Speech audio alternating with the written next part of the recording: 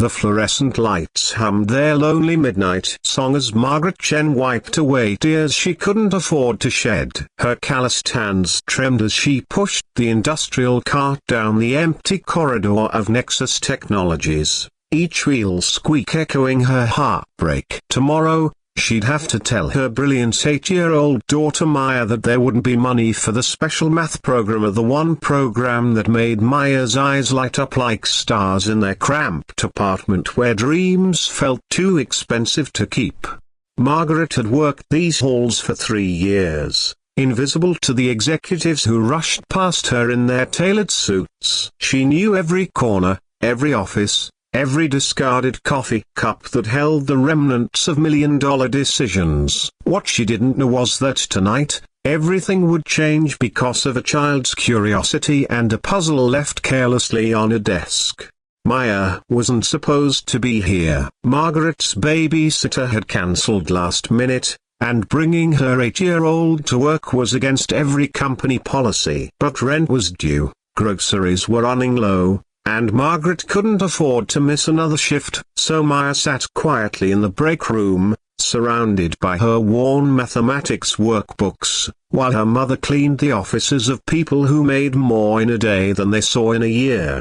"Mama, I finished my homework," Maya whispered, appearing in the doorway of the executive conference room where Margaret was emptying trash bins. "Can I explore a little? I promise I won't touch anything important." Margaret's heart clenched. Her daughter's intelligence blazed so bright it sometimes hurt to look at her, like staring directly into the sun. Maya devoured math problems the way other kids consumed candy. But their reality meant that brilliance would likely be buried under the weight of circumstance.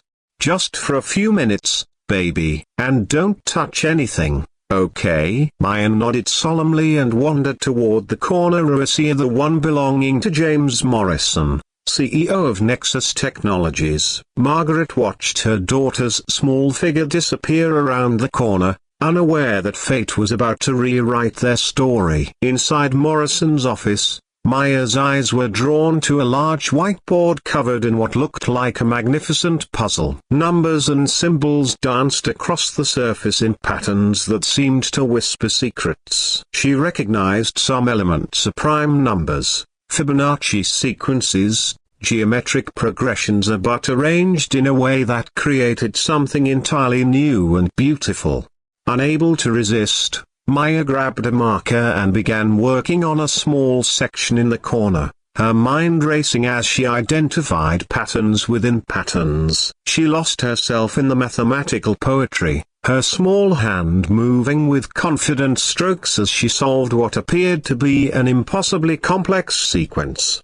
20 minutes later, James Morrison stepped off the elevator, exhausted from a dinner meeting that had run far too long. At 42, he carried the weight of a company teetering on the edge of a breakthrough that could revolutionize data encryption if only his team could crack the final piece of their proprietary algorithm. 6 months of work by his best mathematicians, and they were still missing something crucial. As he approached his office, he noticed the light was on. Probably the cleaning crew, he thought, but something made him pause at the doorway. A small figure stood at his whiteboard, a child, maybe 8 or 9 years old, working intently on his classified encryption puzzle. Morrison's first instinct was alarm. This was proprietary technology worth millions. But as he watched, his concern transformed into amazement.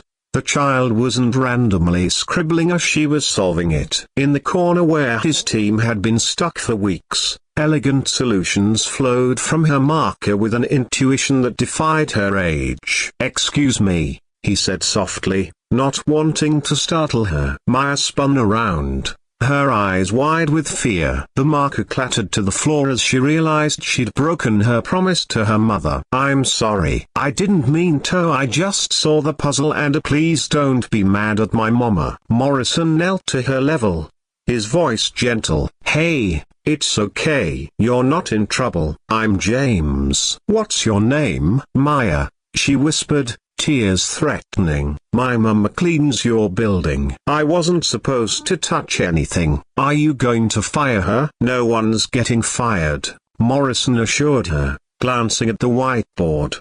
What he saw there made his breath catch. The child had solved 3 critical components that had stumped his team of PhD mathematicians. Maya, can you show me how you figured this part out? For the next 20 minutes, Maya walked him through her reasoning with the pure logic of a mind unencumbered by conventional thinking. She saw patterns where others saw chaos, found elegant solutions where others had built complicated detours. Morrison listened in stunned silence as an 8-year-old girl unlocked the final piece of their evolutionary encryption algorithm. Maya, Maya, where are you? Margaret's panicked voice echoed down the hallway. In here, Mama, Maya called back, and moments later Margaret appeared in the doorway, her face pale with terror at finding her daughter in the CEO's office.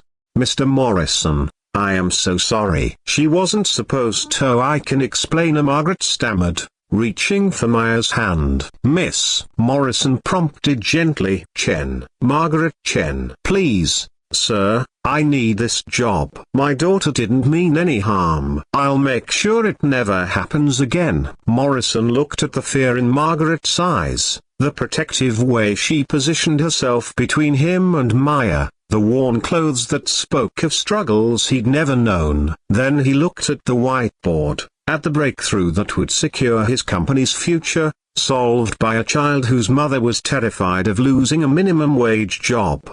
Miss Chen, please sit down. Both of you. Margaret perched on the edge of a chair, ready to flee, while Maya pressed close to her mother's side. Maya, Morrison said, do you like mathematics? It's my favorite thing in the whole world, Maya said honestly. Numbers tell stories, and when you put them together right, they make beautiful patterns. Morrison smiled. Would you like to learn more from the very best teachers, with access to programs designed for gifted students? Maya's eyes lit up, but Margaret's face clouded with resignation. Mr. Morrison, we appreciate the thought, but we can't afford a. You don't understand, Morrison interrupted gently. Maya just solved a problem that's been stumping my team for months. This breakthrough could revolutionize online security. Your daughter has a gift that could change the world. He paused,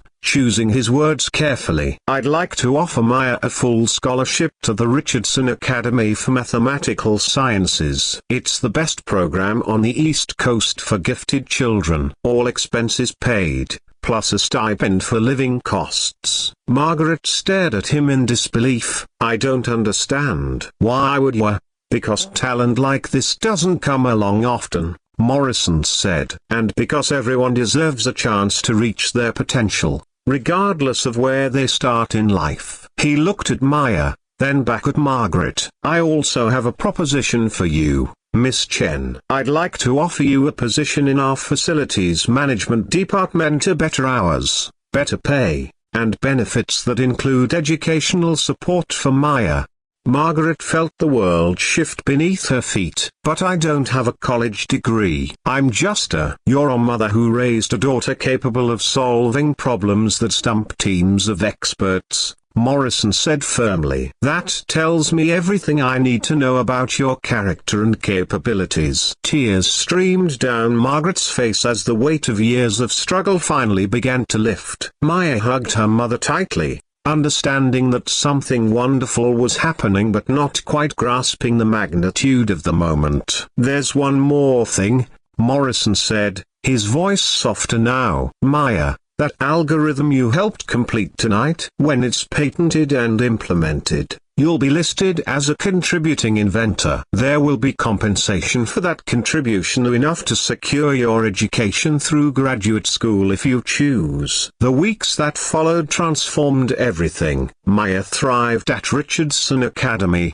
her mathematical gifts nurtured by teachers who understood exceptional minds. Margaret excelled in her new role, her natural attention to detail and genuine care for the workplace making her an invaluable team member. But the real magic happened in the small moments. Morrison made it a habit to check on Maya's progress, becoming an unexpected mentor who saw in her not just talent, but potential to inspire others. Maya, in turn, volunteered to tutor younger students, sharing her love of mathematics with children from backgrounds similar to her own. 6 months later, at the patent ceremony for the breakthrough encryption algorithm, Morrison stood before a room full of investors and media. But his eyes were on Maya and Margaret in the front row, the janitor's daughter whose curiosity had unlocked not just a mathematical puzzle, but the recognition that brilliance exists everywhere. It just needs someone willing to see it.